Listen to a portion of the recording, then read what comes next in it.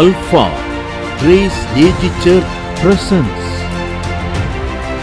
Living Word Jesus, ஜீவ வார்த்தை இயேசு. யோவான் எழுதின சுவிசேஷம் 2:14.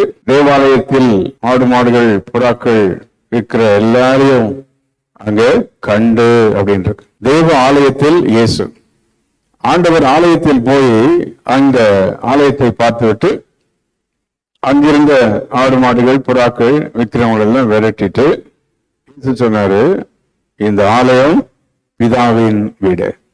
கண்களை மூடி ஜெபிப்போம். கர்த்தர் நம்மோடு வார்த்தைகளை கொண்டு பேசுவாராக. சர்வ வல்லமுள்ள தேவனே, இதனால் ஆராதனையில் எங்களோடு கூட இருக்கிறதற்காக நன்றி. எங்கள் ஆராதனைகளை ஏற்றுக்கொண்டு துதிகளை ஏற்றுக்கொண்டு இப்பொழுது அந்த வார்த்தையினால் எங்களோடு கூட நீர் பேசும்.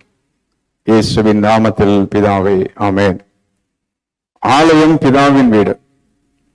அப்போ பிதாவின் வீடாகிய ஆலயம், பிதாவாகிய தேவன் இந்த பூமியில் பரிசுத்த ஆவியானவர் மூலம், இயேசு கிறிஸ்துவின் மூலம் நம்முடைய ஆராதனையில் நம்முடைய ஆலயத்தில் வந்து நம் மத்தியில் உலாவி அசைவாடி நம்மை ஆசீர்வதிக்கிறார்.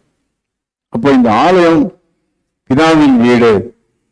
அன்றைக்கு இருந்த அந்த ஜனங்கள், அன்றைக்கு இருந்தவர்கள் தேவனுடைய ஆலயத்தின் அந்த மகிமையை தெரியாமல் ஆடு மாடு விற்கிற இடமா புறா விற்கிற இடமா அதை மாத்திட்டாங்க. இன்றைக்கு கூட கர்த்தருடைய ஆலயம் என்றால் அநேகருக்கு அவனுடைய மகிமை தெரியாமல், தேவனுடைய ஆலயம் என்றால் இல்லை சும்மா போய் நேரம் உட்காந்துட்டு வரணும், ஏதோ போயிட்டு வரணும், ஏதோ காணிக்கை போடணும், ஒன்னு செய்யணும், பாட்டை கேட்கலாம், இப்படி அநேகருடைய எண்ணம் ஆலயத்தை பற்றி அவ்வளவுதான் இருக்கு. ஆலயம் பிதாவின் வீடு. இன்னைக்கு இந்த பிதாவின் வீடாகிய ஆலயத்தில் உள்ள 7 விதமான காரியங்களை நாம் பார்க்க போகிறோம். ஆலயமாகிய பிதாவின் வீடு எப்படிப்பட்டது, ஏன் அந்த ஆலயம் பிதாவின் வீடு என்று அழைக்கப்படுகிறது என்பதை நாம் பார்க்க போகிறோம். முதலாவது, ஆலயமாகிய அந்த பிதாவின் வீடு அவருடைய நாமம் விளங்குகிற இடம். முதல்ல 2 சாமுவேல் 7ஆம் அதிகாரம் 13வது வசனத்திலே நாம் பார்க்கிறோம், என் நாமத்திற்கென்று ஒரு ஆலயம் என்று சொல்கிறார். என் நாமத்திற்கென்று ஒரு ஆலயம். அப்படி என்றால் ஆலயத்தில் யாருடைய நாமம் இருக்கிறது? கர்த்தருடைய நாமம். தேவனுடைய நாமம் மிக முக்கியம். அவருடைய நாமம். இன்றைக்கு கூட நாம் வேத பாடத்திலே கர்த்தருடைய நாமத்தை சிந்தித்துக் கொண்டிருக்கிறோம். ஆண்டவருடைய நாமம் எவ்வளவு முக்கியமானது என்று பார்த்துக் கொண்டிருக்கிறோம். அப்ப தேவனுடைய ஆலயத்தில் அவருடைய நாமம் இருக்கிறது. ஆகவே அந்த நாமம், தேவனுடைய நாமம் மகிமைப்பட, தேவனுடைய நாமம் விளங்குவதற்காகத்தான் தேவன் இந்த பூமியில் ஆலயத்தை வைத்திருக்கிறார். அங்கு வேற ஆட்கள் பேரு, வேற காரியங்கள்லாம் அங்க பெருசாகி வேற காரியங்கள் அங்க எக்ஸ்ப்ளோஷன் ஆகக்கூடாது, அல்லது அங்க வெளிப்படக்கூட ரிவீல் ஆகக்கூடாது. அப்ப தேவனுடைய நாமம், அந்த வசனம் அப்படி சொல்லுகிறது, he will build a house for my name, for my name I will establish the throne, the kingdom forever. அதாவது என் நாமத்திற்கென்று ஒரு ஆலயம். தேவனுடைய ஆலயத்துல யாருடைய நாமம் இருக்கிறது? அவருடைய நாமம் இருக்கிறது.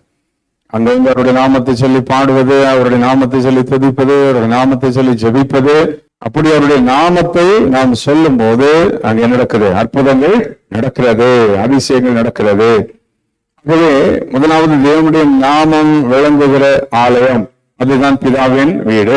இரண்டாவதாக நாம் அந்த 2 சாமுவேல் 22ஆம் அதிகாரத்தில் 7ஆம் வசனத்திலே நாம் இங்கே பார்க்கிறோம், என்னுடைய நெருக்கத்திலே கர்த்தரை நோக்கி கூப்பிட்டு ஆலயத்திலிருந்து அபயமிட்டேன், அவர் என் சத்தத்தை கேட்டார். கர்த்தருடைய ஆலயத்துக்கு வரும்போது நம்முடைய நெருக்கங்கள், நம்முடைய குமுறல்கள், வேதனைகளை நினைத்து கதறி ஆண்டவர் நோக்கி, ஆண்டவரே உதவி செய்யும், இறங்கும் என்று ஆலயத்தில் வந்து கதறும் போது கர்த்தர் நம்முடைய சத்தத்தை கேட்கிறார். ஒவ்வொரு இடங்களுடைய ஜபத்திற்கும் ஒரு வித்தியாசம் இருக்கிறது.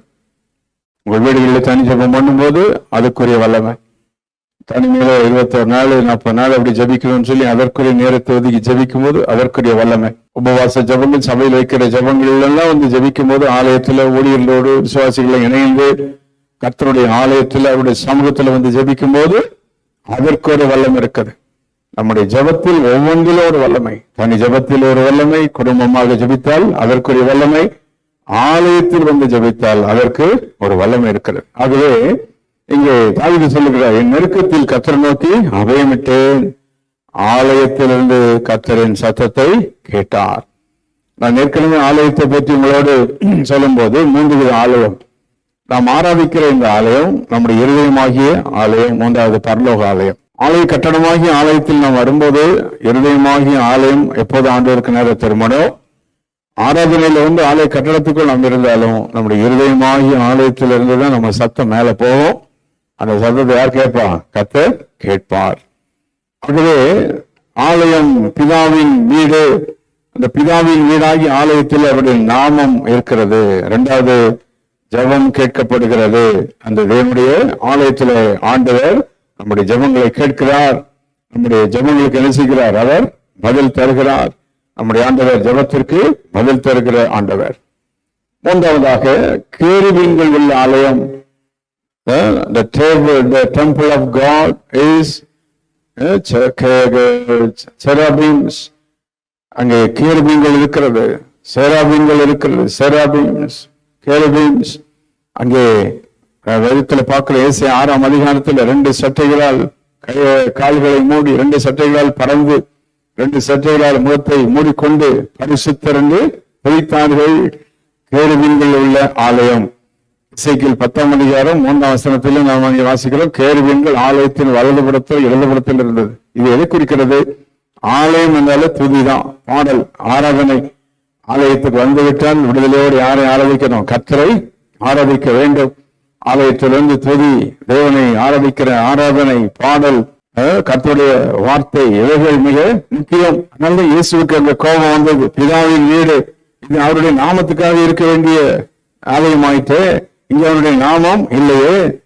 கேருபீன்கள் உள்ள ஆலயமாயிற்று, துதி இருக்க வேண்டுமே, அது இல்லையே. இன்னைக்கு கூட நம்முடைய ஆலயங்கள் மகிமையான ஆலயங்களாய் மாற வேண்டும், துதியின் ஆலயங்களாய் மாறணும். இன்னும் நம்முடைய ஆலயம் நல்ல துதியின் ஆலயம், மகிமையின் ஆலயமா மாறணும், நல்ல துதிக்கிறவங்கள மாறணும். எல்லாரும் வந்து நல்ல துதிக்கணும். ஜனங்கள் கர்த்தர் நல்ல விடுதலையோடு ஆராதிக்கணும். ஆண்டவரின் ஆலயத்தில் ஜெபத்தை கேட்கணும். ஆம், ஆலயத்தில் வந்து நாம் தேசத்துக்காக, குடும்பங்களுக்காக ஜெபிக்கும் போது கர்த்தர் நம்முடைய ஜெபங்களை கேட்கிறார். நம்ம ஆண்டவர் ஜெபத்தை கேட்கிற தேவன். அவருடைய நாமம் விளங்கும் ஆலயம், ஜெபத்தை கேட்கும் ஆலயம், கேருபீன்கள் துதியுள்ள ஆலயம். எசேக்கியேல் 10:3 கேருபீன்கள் ஆலயத்தின் வலதுபுறத்திலும் இடதுபுறத்திலும் இருந்தது என்று சொல்லி பார்க்கிறோம். நம்ம எல்லாரும் ஆண்டவர் நோக்கி, ஆண்டவரே எங்களுடைய ஆலயம் இப்படிப்பட்ட ஆலயமா இருக்கணும், நாங்க ஆலயத்துல வந்தா உங்களுடைய நாமத்தை உயர்த்தணும், இந்த ஆலயத்தை எங்களுக்கு கொடுத்ததுக்காக ஸ்தோத்திரம். நாங்க ஆலயத்துக்கு வந்து ஒவ்வொரு நாளும் அந்த குறிப்பிட்ட நேரத்துல, அது ஜெப நாட்களோ ஆராதனை நாட்களோ நாங்க வந்து ஆராதிக்கணும். அங்க எங்க ஜெபத்தை நீங்க கேட்கணும். 4வதாக சங்கீதம் 65:4 உமது ஆலயமாகி வீட்டின் நன்மையினால் திருப்தியாகும். திருப்தியாக்கும் ஆலயம். அங்க ஆண்டுடைய வார்த்தை நம்ம திருப்தியாக்கணும், ஆராதனை நம்ம திருப்தியாக்கணும், தேவனுடைய பாடல்கள் நம்ம திருப்தியாக்கணும். ஆலயத்துக்கு வந்து யாரும் திருப்தி இல்லாம போகக்கூடாது. தேவனுடைய ஆலயத்துக்கு வந்தா நீங்க அவருடைய நாமத்தை மகிமைப்படுத்தினா, பாடல் பாடி தேவனை உயர்த்திட்டா ஆண்டவர் நம்மளை சாட்டிஸ்ஃபை பண்ணிடுவார். திருப்திட்டு போக கூடாது. சில சொல்லுவாங்க, ஆலயத்துக்கு வந்துட்டு போய் வீட்டுல சண்டை வந்துடுச்சு, பிரச்சனை வந்துடுச்சு, அது சாத்தானுடைய வேலை. ஆலயத்துல வந்துட்டு போன திருப்தி, மனதில் ஒரு சந்தோஷம், ஒரு சமாதானம், ஒரு அமைதி, ஒரு விடுதலை. இங்க இயேசு அன்றைக்கு போன போது ஆலயத்துல அங்க சமாதானம் இல்ல, திருப்தி இல்ல, ஒன்றும் இல்லை. ஜனங்களுக்கெல்லாம் வியாபாரம் செய்து கொண்டு அங்கே ஒரே ஆட்டம் பாட்டம் ஆர்ப்பாட்டம். ஆண்டவர் அவர்களை விரட்டினார். இது என் பிதாவின் வீடு, இது திருப்தியாக்குற இடம். இது மட்டுமல்ல, ஆலயத்துல நன்மை இருக்குது. சங்கீதம் 122:9 நன்மை, ஆலயத்துல நன்மை. கர்த்தருடைய ஆலயத்துல போய் அவரை தேடும் போது, அன்னால கேட்ட சொல்லவா, ஆலயத்துல போய் தான் கர்த்தரை ஆசீர்வதித்தார். வேதத்துல நீங்க பாத்தீங்கன்னா, சிமியோன் கர்த்தருடைய ஆலயத்துல, புதிய ஏற்பாட்டுல ஒரு அன்னாள் கர்த்தருடைய ஆலயத்துல, அவளுக்கு குடும்பங்கள் இருந்ததா என்ன தெரியல, அவ்வளவு கர்த்தருடைய ஆலயத்துல தேவனுடைய ஆலயத்தின் நன்மைகளை புசித்து விட்டால், தேவனுடைய ஆலயத்தின் நன்மைகளை அனுபவித்து விட்டால், அதே போல இந்த உலகத்துல வேற ஆசீர்வாதம் ஒன்றுமே இல்லை. கரங்களை வைத்து, ஆண்டவரே உங்களுடைய ஆலயமாகிய நன்மை, உங்களுடைய ஆலயத்துல திருப்தி, உங்களுடைய ஆலயத்தில் எங்கள் ஜெபத்தை கேட்கிறீர், இதுதான் எங்கள் பிதாவின் வீடு. ஹல்லேலூயா. பிதாவின் வீடாகிய இந்த ஆலயத்திற்காக உமக்கு நன்றி. ஞாயிற்றுக்கிழமை ஆராதனைக்கு வரும்போது பிதாவின் வீட்டுக்கு போகிறோம், அப்பா வீட்டுக்கு போறோம், அவருடைய சமூகத்துக்கு போறோம்னு ஓடி வந்து உட்கார்ந்து அவரை ஆராதிக்க துதிக்க இதற்கு கிருபையை தருவாராக. சங்கீதம் 48:9 5வதாக கர்த்தருடைய ஆலயம் என்பது என்னவென்றால் கிருபை உள்ள இடம். ஆலயம், ஆலயத்தில் தான் அவருடைய கிருபை, ஆலயத்தில் அளவற்ற அவருடைய கிருபை வெளிப்படுகிறது, அளவற்ற அவருடைய ஆசீர்வாதங்கள் வெளிப்படுகிறது. The grace of God is revealed in the temple of God. தேவனுடைய ஆலயத்தில் அவருடைய கிருபை, தேவனுடைய ஆலயத்தில் வந்து துதிக்கிறவர்களுக்கு தேவன் தம்முடைய கிருபை வெளிப்படுத்துகிறார். குடும்பத்தில் கிருபை, வேலையில் கிருபை, அவருடைய இரக்கம், அவருடைய தாவீதின் மேல் தேவ கிருபை என்பதற்கு காரணம் தாவீது தேவனுடைய ஆலயத்தை நேசித்தபடியினால் சவுலின் கைக்கு அவரை விலக்கி பாதுகாத்து அவருக்கு வந்த போராட்டங்கள், பிரச்சனைகள் எல்லாவற்றுக்கும் தாவீதை பாதுகாத்தார். கர்த்தருடைய கிருபை தாவீதோடு கூட இருந்துச்சு. அப்ப கிருபை அவனோடு கூட மட்டும் இல்ல, சந்ததி சந்ததியாக அந்த கிருபை இருந்தது. சங்கீதம் 89 வாசித்த சந்ததி சந்ததியாக என் கிருபை நான் வெளிப்படுத்துவேன். ஆம், கர்த்தருடைய ஆலயத்தில் தேவனை தேடி ஆராதிக்க சந்ததி சந்ததியாகிய அவருடைய கிருபை வெளிப்படும். அதுதான் அந்த யோவான் 2ஆம் அதிகாரம் 14ஆம் வசனத்தில் இயேசு ஆலயத்திற்கு வந்த போது ஆலயத்தில் அவர்கள் புறா விற்கவும் ஆடு மாடுகள் விற்கவும் அந்த ஆலயத்தை ஏதோ ஒரு வியாபார ஸ்தலமாக்கி ஆலயத்தில் அங்கே ஆண்டுடைய மகிமை இல்லாமல் ஆக்கியிருந்தார்கள். இயேசு கிறிஸ்தவர்களை விரட்டி சொன்னார், இது என் பிதாவின் வீடு, இது பிதாவின் வீடு, இங்க வந்து ஆராதியுங்கள், அவருடைய நாமத்தை உயர்த்துங்கள், இங்கே தொழுகை இருக்கட்டும், ஜெபம் இருக்கட்டும், பாடல் இருக்கட்டும். இதை ஆண்டவர் வெளிப்படுத்தி காண்பித்தார். எல்லா கரங்களை வைத்து உங்களுடைய நாமம் உள்ள ஆலயத்துக்காக ஸ்தோத்திரம் என்று சொல்வோம். ஹல்லேலூயா. கேருபீன்கள் உள்ள ஆலயம், ஆண்டவரே ஆலயத்தில் இருக்கிற அந்த துதிக்காக ஸ்தோத்திரம். ஆலயத்தில் எப்பொழுதும் துதி இருக்கணும். அடுத்தது ஜெபத்தை கேட்கும் ஆலயம், திருப்தியாக்கும் ஆலயம், நன்மை நான் நிரப்புகிற ஆலயம். சொல்ற நன்மை நான் வாயை திருப்தியாக்கி ஆண்டவர் ஆலயத்தில் வந்தவரை ஆராதிக்க ஜெபிக்க நன்மை நான் நம்மை திருப்தி ஆக்குகிறார். இந்த மாதம் ஆலயத்திலிருந்து ஒரு மகிமை புறப்படுகிறது. அந்த நாட்களாக என்னுடைய ஆலயத்தில் வந்தவரை ஆராதிக்க முடியாமல் இருந்தோம். கர்த்தர் ஆலயத்தை திறந்து ஆராதிக்க வைத்திருக்கிறார். ஆராதனையிலிருந்து ஒரு வல்லமை புறப்படுகிறது, ஆலயத்திலிருந்து ஒரு வல்லமை புறப்படுகிறது.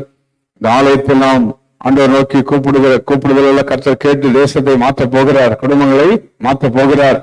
இப்படி நாம் ஆலயத்தில் வந்து முடிந்தவரை கூடி நாம் ஆராதிக்க ஒரு பெரிய விடுதலை வரப்போகிறது. இதனுடைய வல்லமை நாம் பார்க்க போகிறோம்.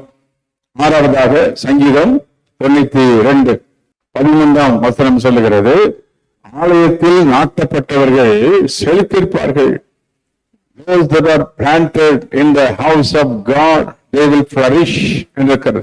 இதனுடைய ஆலயத்தில் நாட்டப்பட்டவர்கள் செழித்திருப்பார்களா? செழிப்பு தேவனுடைய ஆலயத்தில் தான் என்ன இருக்குது? செழிப்பு இருக்குது. கர்த்தருடைய ஆலயத்தில் வந்துவிட்டா தேவன் நம்மை செழிக்க வைக்கிறார். ஆமென், ஹல்லேலூயா. உள்ளத்துல ஒரு சமாதானம் வந்தாலும் என்ன வந்துடும்? செழிப்பு வந்துடும், அங்கே ஆசீர்வாதம் வந்துடும். தேவனுடைய ஆலயத்துல ஒரு செழிப்பை கர்த்தர் நமக்கு வைத்திருக்கிறார். ஆலயத்தில் நாட்டப்பட்டவர்கள் செழித்திருப்பார்கள். Those that planted in the house of the Lord shall flourish என்றிருக்கிறது. தேவனுடைய ஆலயத்தில் நாட்டப்பட்டவர்கள் they will flourish in the courts of the Lord. அப்படி என்றால் வெளியில எல்லாம் நல்ல ஆசீர்வாதமா இருப்பாங்க. ஆலயத்துல வந்து துதிச்சு ஆலயத்தில் நாட்டப்பட்டாச்சுன்னா வெளியில கோர்ட்ஸ் ஆஃப் த லார்ட், தேவனுடைய ஆலயத்திற்கு வெளியே உள்ள இடங்களிலே, வேலைகளிலே, குடும்பங்களிலே அவர்கள் செழித்திருப்பார்கள். கர்த்தருடைய ஆலயம் என்பது மேன்மையானது, மிக முக்கியமான ஒன்று. இந்த மாதம் ஆண்டவருடைய ஆலயத்தின் மகிமை பெற்றுக் கொள்வோமாக. நல்ல ஆண்டவரை வந்து ஆராதிப்போம், தேவனை நல்லா தேடுவோம், வந்து பாடுவோம், கர்த்தரை மகிமைப்படுத்துவோம், கர்த்தருடைய வார்த்தையை கேட்போம். முடிந்த வரை கர்த்தருடைய ஆலயத்துல வந்து இணைய முடிந்தவர்கள் இணைந்து கர்த்தரை ஆராதிப்போம். இப்போ ஆலயம் பிதாவின் வீடு, பிதாவின் வீடாகிய ஆலயத்தில் முதலாவது அவருடைய நாமம் விளங்குகிறது. இரண்டாவது அங்கே ஜெபம் கேட்கப்படுகிறது. அந்த பிதாவின் வீடாகிய ஆலயத்தில் மூன்றாவது அங்க பார்க்கிறோம் கேருபீன்கள் இருக்கிறது, சேராபீன்கள் அப்படின்றால் துதி ஆராதனை அங்கு இருக்கிறது. நான்காவது தேவனுடைய ஆலயம் திருப்தியாக்குகிற இடம், place of satisfaction. ஒருவேளை நம்ம வந்த உடனே திருப்தி தெரியாது, முதல்ல ஆத்மால சந்தோஷம் வரும். நம்ம போய் காரியங்களை செய்யும் போது ஒவ்வொரு வாரம் வந்து தேவனை ஆராதிச்சுட்டு போற குடும்பங்கள்ட்ட கேட்டு பாருங்க, அந்த வாரம் கர்த்தர் எப்படி நடத்துறார் ஆச்சரியமா. ஒவ்வொரு வாரம் ஆண்டவர் எப்படி அந்த குடும்பங்களை நடத்துறார் ஆச்சரியமா, எப்படி கர்த்தர் வைக்கிறார். எத்தனை விபத்துகளுக்கு பாதுகாத்து, நன்மைகளை கொடுத்து, கிருபைகளை கொடுத்து, பிள்ளைகளை பாதுகாத்து, வியாதிகளுக்கு பாதுகாத்து, அந்த போராட்டங்களுக்கு பாதுகாத்து, இப்படி எல்லாம் திருப்தி ஆக்குகிறார். ஆமேன். ஒரு நாள் கர்த்தருடைய ஆலயத்தில் வந்து, அதான் 1000 நாள் வேறிடத்தில் இருப்பதை விட ஒரு நாள் நல்லது. அவருடைய ஆலயத்தில் வந்திருக்கிற ஒரு நாள் நல்லது. அப்போ விருத்தியாக்கும் ஆலயம், கிருபையுள்ள ஆலயம். இதனுடைய ஆலயம் வந்து கிருபையுள்ள இடம். அந்த கிருபையுள்ள இடத்துல வந்து அவருடைய கிருபை நாம் பெற்றுக்கொள்ள வேண்டும். அடுத்தது, ஆலயத்தில் நாட்டப்பட்டவர்கள் செழித்திருப்பார்கள். ஆமேன். என்னுடைய ஆலயத்தில் நாட்டப்பட்டவர்கள் செழித்திருப்பார்கள். அப்ப ஆலயத்துல ஒரு பெரிய செழிப்பை நாம பார்க்கிறோம். ஆலயத்துல ஒரு செழிப்பை கர்த்தர் வைத்திருக்கிறார். எசேக்கியேல் 9ஆம் அதிகாரத்துல 3வது வசனத்துல 7வதாக நாம் பார்க்கிறோம், தேவனுடைய மகிமை ஆலயத்தில் இருக்கிறது. அதான் முக்கியம். உலகத்தில் இல்லாத ஒரு பெரிய ஆசீர்வாதம் ஆலயத்தில் இருக்குது. 9ஆம் அதிகாரம் 3ஆம் வசனத்துல நாம் அங்கே பார்க்கிறோம். எசேக்கியேல் தீர்க்கதரிசியின் புத்தகத்துல, அப்பொழுது இஸ்ரவேலின் தேவனுடைய மகிமை கேருபீன்கள் மேலிருந்து எழும்பி ஆலயத்தின் வாசப்படியில் வந்து சணல் வாங்கி விரித்த அறையிலே கணக்குடைய மைக்கூட்ட வைத்திருக்கிற அந்த புருஷனை கூப்பிட்டு இருக்கிறது. அப்போ the glory of God gone up from Cherub and it came to the threshold of the house. என்னுடைய ஆலயத்தின் வாசற்படியில வந்தது. கர்த்தருடைய ஆலயத்தில் அவருடைய மகிமை இருக்கிறது. மகிமை. ஆமென். நம்முடைய வாழ்வில் இந்த பூமியில் இருக்கிற மற்ற மகிமை எல்லாம் இருக்குது. மனத்திலான வறுமையின வேலையில வறுமை, அந்த மகிமையோட தேவனுடைய மகிமை. ஆமென். ஹல்லேலூயா. அன்றைக்கு கூட மோசே ஆசரிப்பு கூடாரத்தில் உள்ள பிரவேசிக்கும் போது, வரும்போது, போகும்போதும் கூடாரத்துக்கு மேல ஒரு மகிமை இருந்ததாக பார்க்கிறோம். ஆலயத்தில் ஒரு மகிமை இருக்குது. There is a glory in the temple of God. என்னுடைய ஆலயத்தில் வரும்போது அதுக்குரிய மகிமை கர்த்தர் வச்சிருக்கிறார். அந்த மகிமை உங்க குடும்பத்தில் பிரதிபலிக்க ஆரம்பிக்கும். பிசாசின் மகிமை, அந்த மகிமை தேவனுடைய மகிமை அழித்து போடும். வியாதிகளை அழித்து போடும். அந்தகாரங்களை அழித்து போடும். You can take and have the glory of God in the temple of God. When you come to the temple, என்னுடைய ஆலயத்துக்கு வரும்போது அவருடைய மகிமை இங்கே எசேக்கியேல் பார்க்கிறார். அவருடைய மகிமை வாசலில் வந்து நின்றது. வாசலில் வந்து நின்றது. இப்ப இந்த 7 விதமான ஆசீர்வாதங்களை நாம கேட்டாச்சு. இதை எப்படி பெற்றுக்கொள்வது? உட்கார்ந்த இடத்துல இருந்து பெற்றுக்கொள்ள முடியுமா? நேரம் வந்துருமா? அது இந்த ஆசீர்வாதங்களை எப்படி பெற்றுக்கொள்வது? இப்பதான் முக்கியமான காரியத்துக்களை போறோம். The sevenfold things that you have to do with the temple of God. தேவனுடைய ஆலயத்தோடு நீங்கள் இணைந்து செய்ய வேண்டிய 7 காரியங்கள் என்ன? வேதத்துல வருஷத்தோடு இப்படி செஞ்சிருக்காங்க. வெறும் ஆலயம் பிரசங்கத்தை மட்டும் கேட்டோன்னு இந்த ஆலயத்தின் ஆசீர்வாதம் வந்துடாது. இந்த ஆலயத்தை ஆசீர்வாதத்தை பெற்றுக்கொள்வதற்கு என்ன செய்யணும்? ஏற்கனவே வாசித்த வசனங்கள், தெரிந்த வசனங்கள், அதை இப்போ அடுக்க அழகா நாம் பார்க்க போறோம். ஆலயத்தில் என்ன செய்யணும்? முதலாவது, ஆலயத்துக்கு போ. Go to the temple. 2 வசனம், 2 ராஜாக்கள் 19:14, ஏசாயா 2:3. கர்த்தருடைய ஆலயத்திற்கு போவோம். Let us go to the temple. சிலருக்கு சனிக்கிழமை நைட்டே இன்னைக்கு சர்ச்சுக்கு போக கூடாதுன்னு டிசைட் பண்ணிடுவாங்க. சிலர் ஒரு வாரத்துக்கு முன்னாலே சர்ச்சுக்கு போவான்னு டிசைட் பண்ணிடுவாங்க. இதை போல உலகத்துல சாபம் நம்ம வாழ்க்கையில வேற எதுவுமே கிடையாது. உங்க லைஃப்ல போக முடியுதோ போக முடியலையோ, ஆனா டிசிஷன் மட்டும் ஆலயத்துக்கு போக கூடாது, போக மாட்டோம், போக கூடாதுன்னு எடுத்தா அதை போல ஆசீர்வாத குறைச்சல் உலகத்துல இல்லை. நம்ம வாழ்க்கையில நம்ம உள்ளத்துல எப்பொழுதுமே ஒரு சத்தம் வந்துட்டே இருக்கணும். ஆலயத்துக்கு போகணும். என்ன கஷ்டம் இருந்தாலும் ஆலயத்துக்கு போகணும். என்ன வேதனை இருந்தாலும் ஆலயத்துக்கு போகணும். என்ன பாடமே வேணும், ஆலயத்துக்கு போகணும். ஆலயத்துக்கு போகணும். ஆலயத்துக்கு போகணும். Go to the temple. Plan in your heart. ஆலயத்துக்கு, தேவனுடைய சமூகத்துக்கு போவது என்பது அவ்வளவு சுலபம் அல்ல. ஆலயத்துக்கு போவதற்கு பல தடைகள் இருக்கும், போராட்டங்கள் இருக்கும். உலகத்துல மீதி இடங்களுக்கு போறதுக்கெல்லாம் பிரச்சனை வராது. திருமண வீட்டுக்கு போறதுக்கு, பர்த்டேக்கு போறதுக்கு, அதுக்கு போக, இங்க போக, இதுக்கெல்லாம் ரொம்ப பிரச்சனை வராது. நான் ஆலயத்துக்கு போறது, going to the temple of God. அதான் ஏசாயா 2:3 அங்கே நான் வாசிக்கிறோம். கர்த்தருடைய ஆலயத்திற்கு எல்லாரும் ஓடி வருவார்கள். போவோம். இரண்டாவது, போக வேண்டும். முதலாவது போக வேண்டும். இரண்டாவது என்ன செய்யணும்? கர்த்தருடைய ஆலயத்தின் ஆசீர்வாதங்கள் நம்முடைய வாழ்வில் வருவதற்கு, ஆலயத்தின் வேலைக்காக, தேவனுடைய ஆலயத்தின் பணிகளுக்காக நாம் எதையாவது செய்யணும். 1 நாளாகமம் 29:16 தாவீது ஆலயத்திற்காக நிறைய பொருட்களை சவதரித்து, கர்த்தருடைய ஆலயம் கட்டப்படலுமே இந்த வாஞ்சை. வெறும் ஆலயத்துக்கு நாம் வந்துட்டு போறது மட்டுமல்ல, அந்த ஆலயத்திற்காக, அதன் வேலைக்காக தாவீது பொருட்களை சவதரித்தான். He gathered things for the church, the temple of God. நம்முடைய வாழ்வில் தேவனுடைய ஆலயத்துக்கு செய்கிற ஒவ்வொன்றும் it is being counted. இந்த உலகத்தில் யாருக்கு என்ன செஞ்சாலும் அது ஒருவேளை மெமரியா இருக்காது. ஆனா தேவனுடைய ஆலயம், கர்த்தருடைய ஆலயத்துக்கு நாம செய்கிறது, ஒரு நாள் பரலோக ஆலயத்துக்கு நாம் போகும்போது it will be remembered.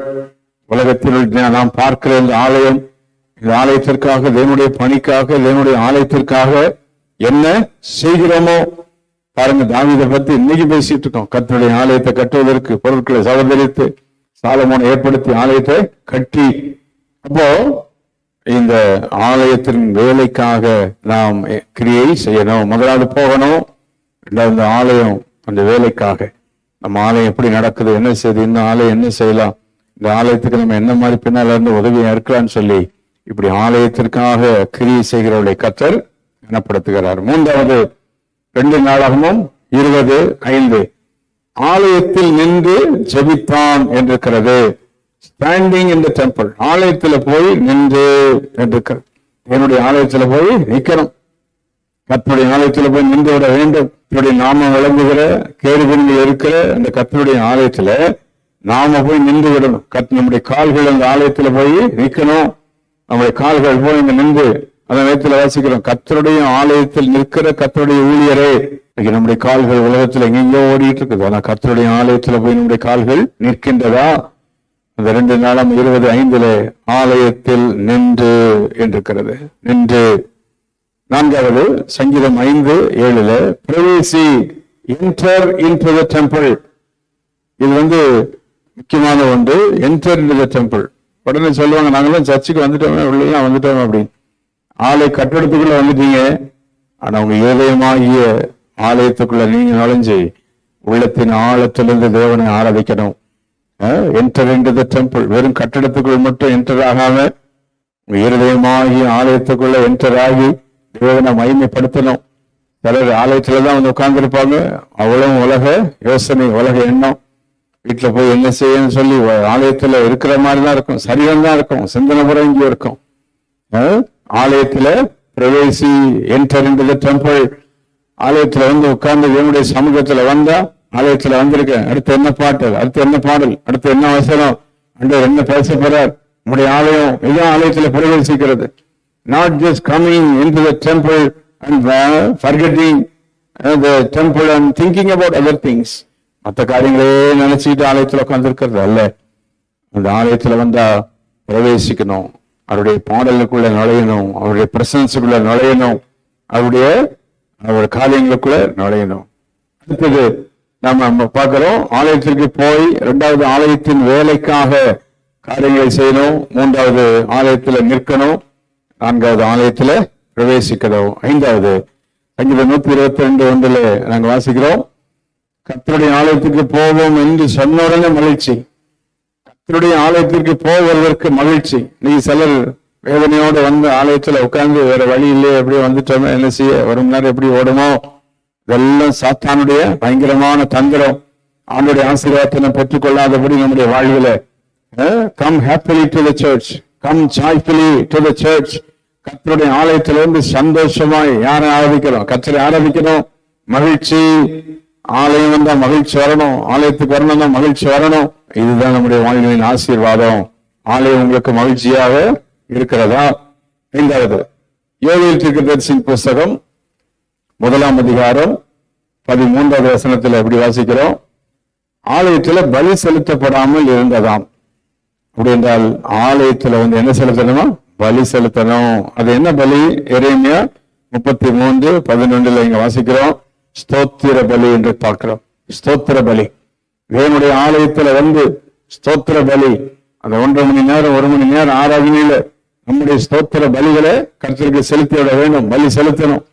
தேவனுக்கு நல்ல தொதிகள், உள்ளம் குளிர, உள்ளத்தின் ஆழத்திலிருந்து அவருக்கு பலி செலுத்தப்பட வேண்டும்.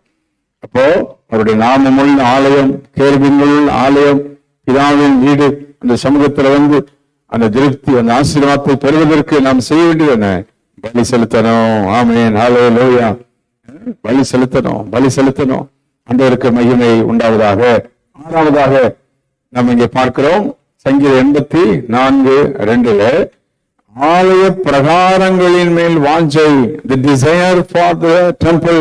ஒரு வாரம் அடுத்த வாரத்துல உடனே இந்த ஆசை நம்ம வாழ்க்கையில குறைஞ்சிடக்கூடாது. நம்ம உயிரோடு இருக்கிற வரைக்கும் ஆலயத்து மேல இருக்கிற வாஞ்சை குறையக்கூடாது. அப்போ நீங்க ஆண்டவரை பார்த்து என்னுடைய ஆலயத்துல நல்ல ஆராதித்து அதை ருசிச்சு ஆண்டோடைய ஆசீர்வாதத்தை பெற்றுட்டீங்கன்னா அந்த வாஞ்ச குறையாம பார்த்துக்கிடணும். ஆமென், ஹல்லேலூயா. வாஞ்ச, desire should not decrease. Desire for the temple of God, desire for the worship.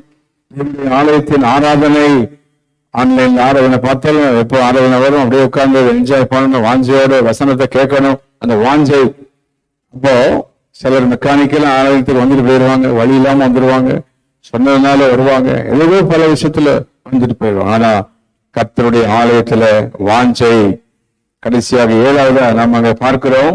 எஸ்ராவின் புஸ்தகம் 7ஆம் அதிகாரம் 16ஆம் வசனத்துல என்ன இருக்குன்னா, ஆலயத்திற்கு மன உற்சாகமாய் அவர்கள் கொடுத்தார்கள். அது எஸ்ரா 8:36 ஆலயத்திற்கு உதவியாக இருந்தார்கள் என்று பார்க்கிறோம்.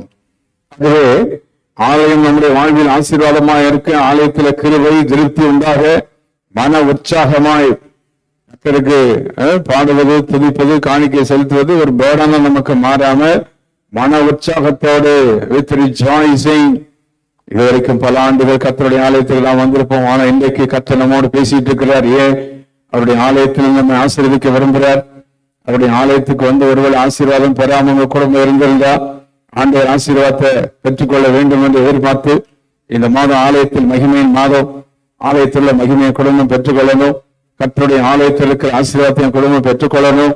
இந்த வாஞ்சியோடு கூட ஆண்டவர் நோக்கி கலவுங்கள். ஆண்டவரே, ஆலயத்துக்கு நான் போகணும், ஆலயத்தின் வேலைகளுக்காக நான் நின்று உதவி செய்கிறாரா மாறணும், ஆலயத்தின் கால்கள் நிற்கணும், ஆலயத்தில் நான் பிரவேசிக்கணும், ஆலயம்னால எனக்குள்ள மகிழ்ச்சி வரணும், அடுத்தது ஆலயத்துல பலி செலுத்தணும்.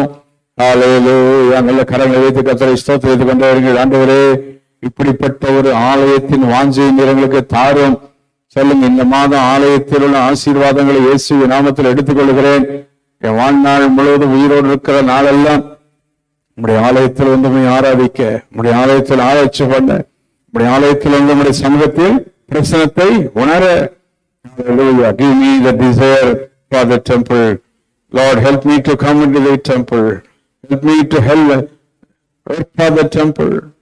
நம்முடைய ஆலயத்திற்காக உதவி செய்ய, மனமும் வந்து காரியங்களை செய்ய எனக்கு நீர் உதவி செய்யும்.